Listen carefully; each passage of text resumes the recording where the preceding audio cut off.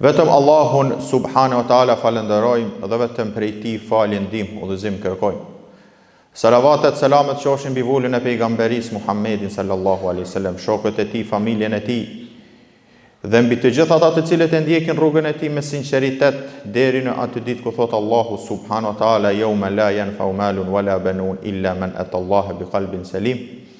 Atë ditë nuk të ban dobi asgjë nga kjo botë, pasuri, pozitë, vetëm ai që shkon tek Allahu me një zemër të pastër. Rabbi shrah li sadri wa yassir li amri wahlul 'uqdatan min lisani yafqahu qawli. Të nderuar vëllezër, Allahu subhanahu wa taala kur e përshkruan pejgamberin sallallahu alaihi wasallam thot: "Laqad ja'akum rasulun min anfusikum azizun alayhi ma anittum harisun alaykum bil mu'minina raufur rahim." فإن تولوا فقل حسبي الله لا إله إلا هو عليه توكلت وهو رب العرش العظيم. لقد جاءكم ju erdhi juve një i dërguar min anfusikum, nga mesi i juaj, nga gjiri i juaj. Min anfusikum azizun alayhi ma anittum. Ju i dhimbeni pejgamberit për vuajtjet të cilët kaloni. Pra umeti i dhimbet pejgamberit sallallahu alaihi wasallam. Azizun alayhi ma anittum harisun alaykum. Është i kujdesshëm që të rrini në rrugë të drejtë dhe të fitoni xhenetin. Pra haris është i kujdesshëm për ju. Bil mu'minina raufur rahim, dhe është pra i mëshirshëm me besimtarët. Pastaj vazhdon ajeti dhe thot: fa in tawallu, mirë po nëse dhe do të ketë njerëz edhe pse nga mesi i juaj, i mërshishëm me ju, i kujdesshëm me ju dhe kështu me radhë, do të ketë një grup të cilët nuk do ta pasojnë pejgamberin sallallahu alaihi wasallam për arsye të ndryshme. Pra, çka kërkon njeriu më shumë nga një pejgamber i cili është nga mesi i tyre, i mërshishëm, i butë, i kujdesshëm dhe kështu me radhë. Prej gjërave të nderuar vëllezër që pejgamberi sallallahu alaihi wasallam ishte i mërshishëm dhe ishte i kujdesshëm me umetin e vet, kur ndëgjoj se popujt para tij kanë jetuar shumë.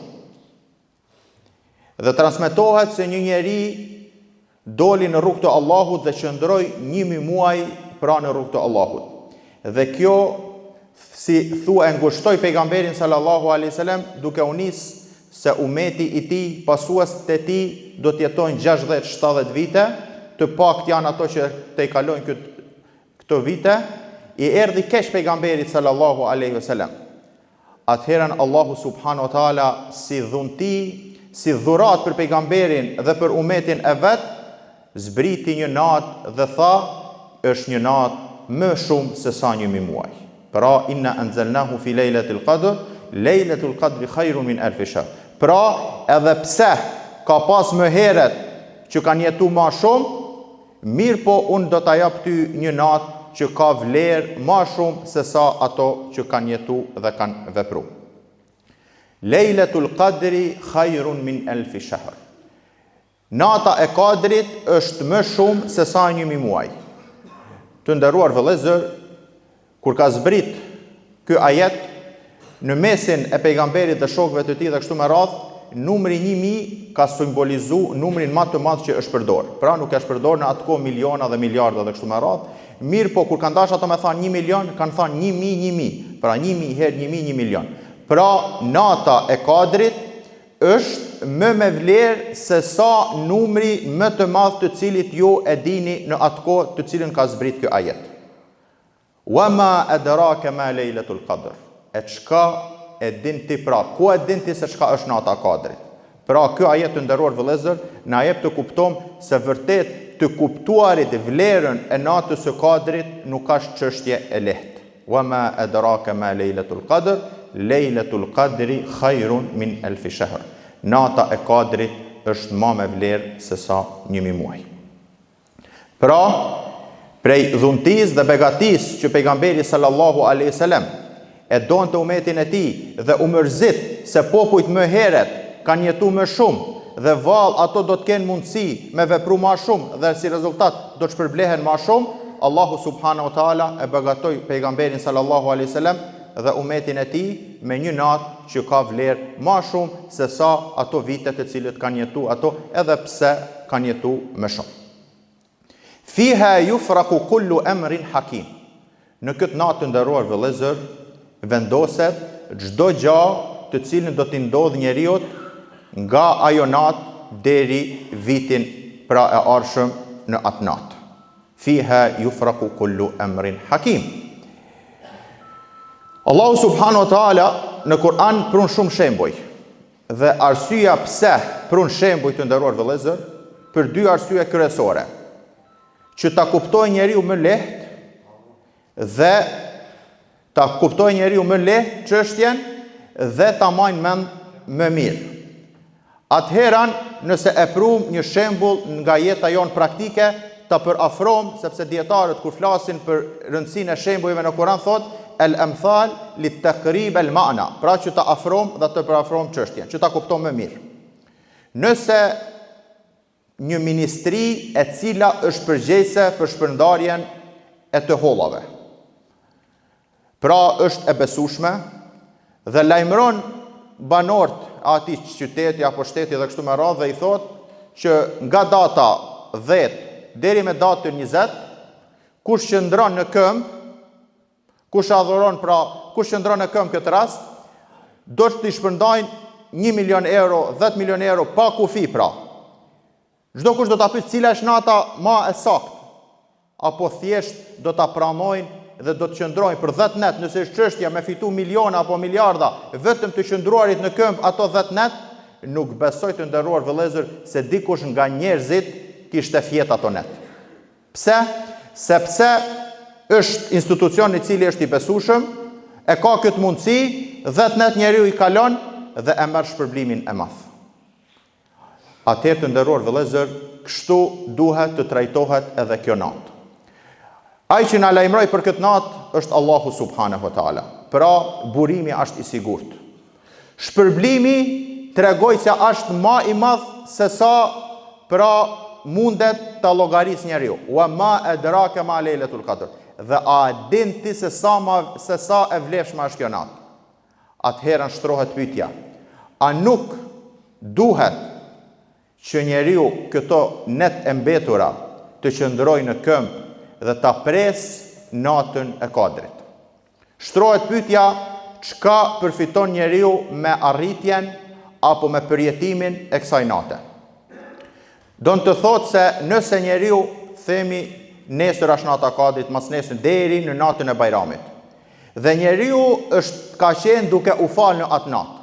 E ka qëllu atë natë, thot pejgamberi sallallahu alaihi wasallam, men qama lejlatul qadri imanan wa ihtisaban ghufira lahu ma taqaddama min dhanbi.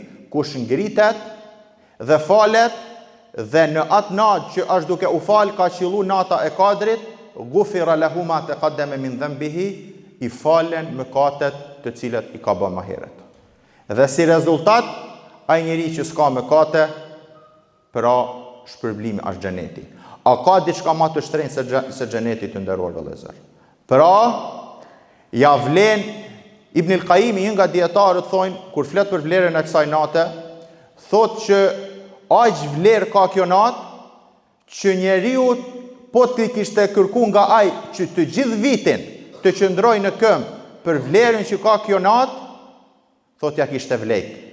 Mirë po Allah subhanahu wa taala e din njeriu të nderuar vëllezër, e din se njeriu është i dobët dhe e la në 10 net e fundit. Pra, për çdo kënd të nderuar vëllezër, është e përballueshme që të qëndroj 10 net pra në adhurim, që të fitoj diçka që është shumë e madhe.